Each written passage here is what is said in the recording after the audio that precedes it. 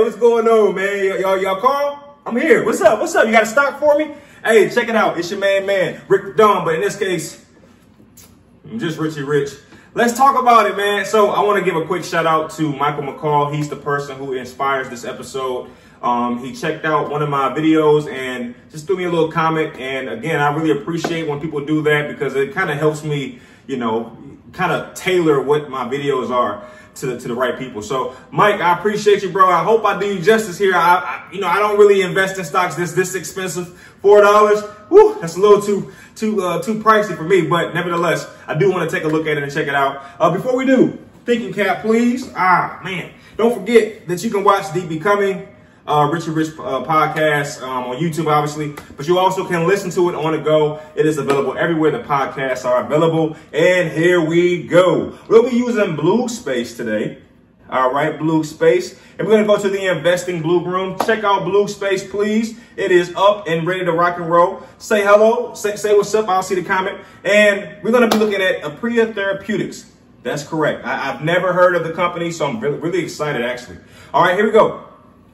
Aprea Therapeutics. If you want to just kind of get in and out, then let's make your job a lot easier. Let's look at the graph here. First off, the stock was trading at $13.76 on November 2nd.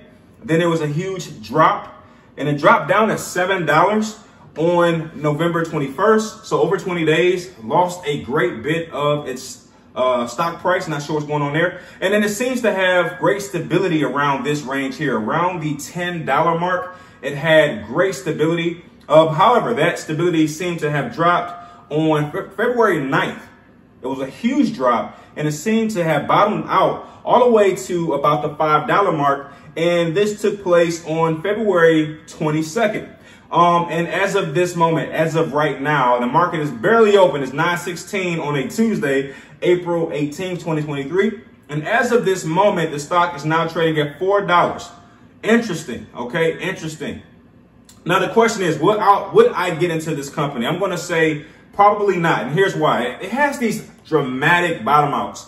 $13 to $7 is quite dramatic in my personal opinion. But I do like the fact that it was able to recover. However, once it recovered at $10, around that $10 mark, it had another spectacular bottom out from $10 to $5. Now, what scares me about this company is right now there's stability, and this stability reminds me of this stability or even this stability. But what happened when it was that stable? You want to know what happened when it was that stable? It bottomed out. So what makes me a little concerned is that this stock could potentially bottom out again. All right, let's go ahead and pretend that this is the $4 mark that it's currently trading at. Is another bottom out inevitable? As in, it might drop from $4 to 50 cents a share. You know, that's what scares me, and I won't know for sure until I look at the particulars of this company.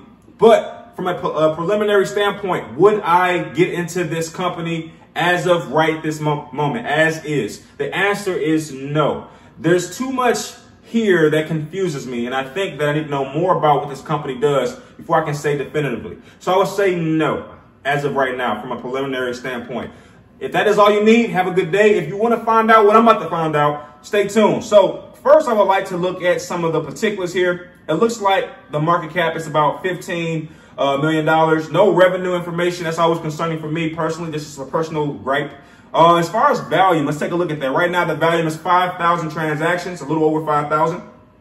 And the average, and by the way, 5,000 transactions is very low. I would say anything less than 1 million transactions or 1 million in volume is really suspect. And then if I come here and I look at the average volume is not much better. It's only 15,000 transactions per day.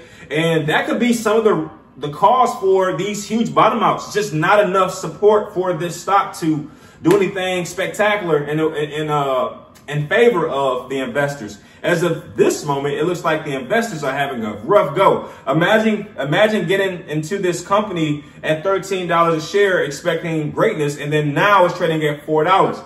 I don't know what happens from this point, but I'll tell you, it doesn't look promising in my personal opinion, okay? So right off the bat, I think it's very fair to drop this thing down to about a B+. Let's not get too, ahead of ourselves It's okay if a stock is now trading in the penny sector, because that could make some, that could mean some money for some people out there. So let's not be too hypercritical here.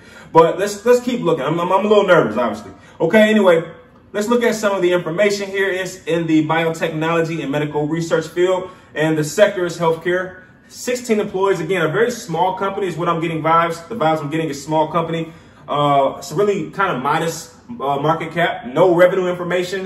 Some things are starting to cause me to pause a little bit. But anyway, Aprea Therapeutics Incorporated is a clinical stage biopharmaceutical company which is focused on developing and commercializing novel cancer therapeutics that reactivate mutant protein 5-3 tumor suppressor protein. Okay, so it seems like this company primarily focuses on reversing the effects of cancer, which I always say I love companies that prioritize something like that. Okay, and there's a lot more information here. The company has initiated a phase 1 clinical trial testing in relapsed refractory.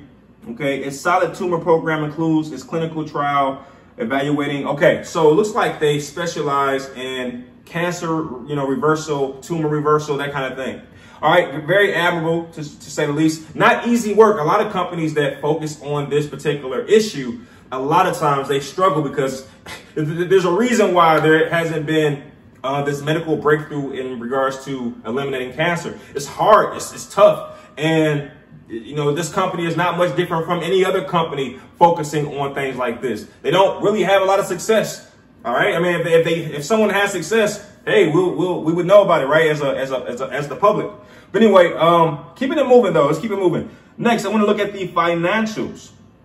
Okay, and reported earnings results for the third quarter and 9 months ended September 30, 2022. For the third quarter, the company reported net loss was $4 million compared to $9 million a year ago. So this company a year ago lost $9 million in the third quarter, and then as of late, it's dropped down to $4 million. So that's not as big of a loss. But what stands out is the fact that over the last 2 years, it's lost almost $15 million. All right, in revenue. Yeah. Yeah, that's a lot of loss. So this company just doesn't do well in terms of earning capital. And if we look at the return on investment, if you were to invest in this company, on average, you would lose 83% of your profits. And this is tough, man, because, I usually expect that kind of number from a penny stock that's trading 20 cents a share, 15 cents a share. But for this stock to be trading at $4 a share, this stuff is not something you just kind of sneeze at. You really have to consider if you want to jump in. This is why I also don't invest in companies that's above $1 because I'm cheap. All right, I was gonna give you a really cool answer, but the answer is I'm cheap. Sorry. All right. Anyway, looking at the industry PE ratio, my favorite number is 25. It's 7. So the industry as a whole, okay, all right. The company itself, all right, yeah, no. Let's drop this down a little bit. This company hasn't given me any redeeming qualities yet. Let's keep looking. All right, no information with regards to dividends. Obviously, the company's not successful enough to provide that, and that's okay. It's a penny stock, so it's not a surprise. Again, no information with regards to the revenue. That's always a little weird for me. But this is where things can probably redeem itself. Can you make money with this company if you were doing like day trading and stuff like that? Here's where we find it out. All right, no. No. As for hourly trading, it's a strong sell. For day trading, strong sell. Weekly trading, neutral sell. Monthly trade. Oh my goodness, man. This stock has had, oh man, it's like no redeeming quality. I'm looking for something to say, but like it's not good, but it's just no buts though. There's no buts. No buts. All right, this is the worst strip club on the planet. Now look, let's look at the historical data. Maybe this is where the butt comes in. Okay, here, maybe this is it. All right. So the average over the last 30 days, the high was $5.20. So that's a butt. That's decent. It shows some promise. But here's the problem though. That high, when did it happen? Tell me when that high. It happened almost a month ago. All right, which means that this high is long gone by now. All right, that's what I'm going to say. This happened a long time ago. If this particular high was somewhere here, I would feel way more optimistic than I do with it being way down here. Because again, I'm afraid that this company is going to bottom out again. And to me, these are the signs of a bottom out, meaning that it was doing well a month ago or better than it was now or is now. And then as of this moment, it's just continually starting to travel downward. And you can tell by all the blood over here. All right. All these negatives, consecutive losses. All right. With a couple high marks, this one being an example of what I'm saying. And then after that, more bottom outs. So I'm a little nervous here. Not much redeeming qualities here, but let's keep looking. Let's keep looking. All right. As far as stock splits, they had a stock split back.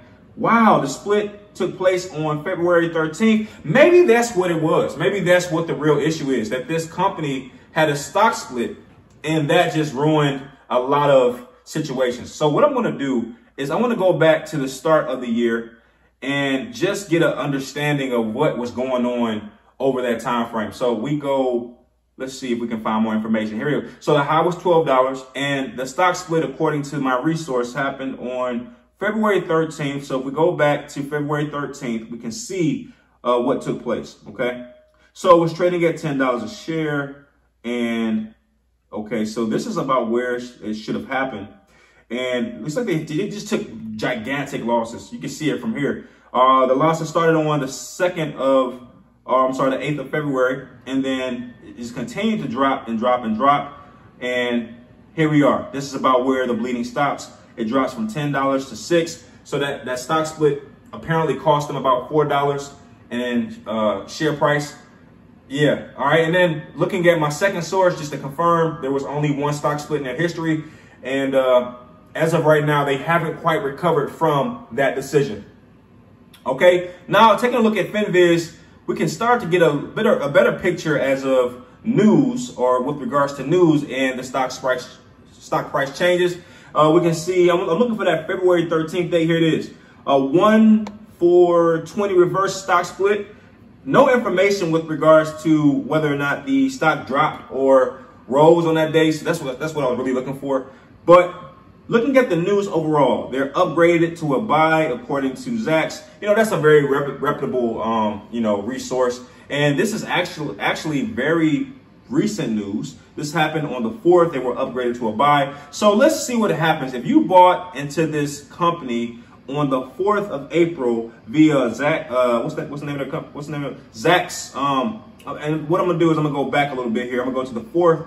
Let's say that you jumped into this company on the 4th via their their recommendation.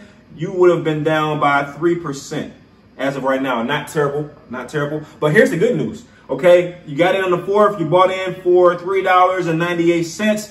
I hope you sold on, the 6th of April, 2 days later, when it had a nice little spike. But if you didn't sell because you saw potential, then as of right now, you're a little nervous because now the stock is, dropped again. Okay, so anyway, that's why you got to take everything with a grain of salt. Sometimes these outlets, they're invested in the company, so they'll put out some news in hopes that it'll spike and then they'll sell, and then you'll end up holding the bag. So you got to be careful there, obviously. All right, but anyway, let's take a look at the short percentage float.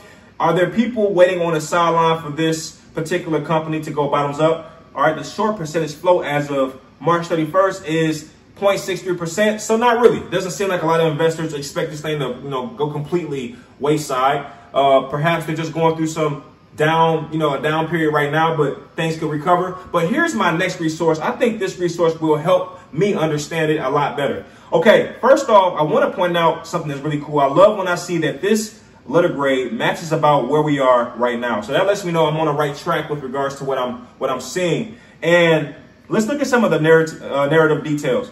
For the last 12 months, analysts have been gradually revising upwards. So that's a good sign there. We have people watching this stock and looking at the numbers, and they're constantly saying they're seeing positive things. Analysts covering this company mostly recommend stock overweighting or purchase. Okay. And if we look at some of the weaknesses over the past 4 months, analysts' average price target has been revised downwards significantly. The average consensus view of analysts covering the stock has deteriorated over the last 4 months. And I think it has a lot to do with those bottom outs that I was telling you about, because, analysts are looking at things and saying, hey, what's going on? And when they see those bottom outs, that kind of shifts a person's perspective about a company's overall potential. All right. So a C minus, and I think it's about time that I do a little revision myself. I want to drop this thing down to a C, not a C minus, not quite yet, but yeah, I'm a little nervous here. I don't see a lot of redeeming qualities as of this moment. Let's take a look at some of their filings in hopes that we can kind of get a view of what's going on here. So regulation, FD disclosure, okay. Announced proposed public offering. That's it right there. I guarantee you the public offering is a problem for a lot of investors. Okay, so we go back to the 24th of February. Wait a minute. So I'm confused. I'm sorry. That hasn't happened yet. So why? Okay, wait. I'm tripping. Okay, I'm tripping. Let's go back a little bit. Let's go back to February in hopes that we can kind of see what's going on. I'm going to the 20th with the understanding that the 23rd was on a Thursday. All right. So let's see. The 23rd. Look at that. I knew it. All right. So that public offering definitely turned things around for the negative. We saw that the stock dropped by 20%. That is a huge drop in my personal opinion. Okay. Yes. Yeah. That's the one right there. And I would, if I were you and you plan to invest in this company, despite what I'm saying, which is totally understandable because I'm not your financial advisor, obviously. But if I were to get into this company, I would certainly go and look at the public offering, understand the details of it. And, you know, yeah, so yeah, they really had a back-to-back situation occur, and that might explain the bottom out. First off, they had the reverse split on the 13th, and just about, what, 10 days later, they had the public offering.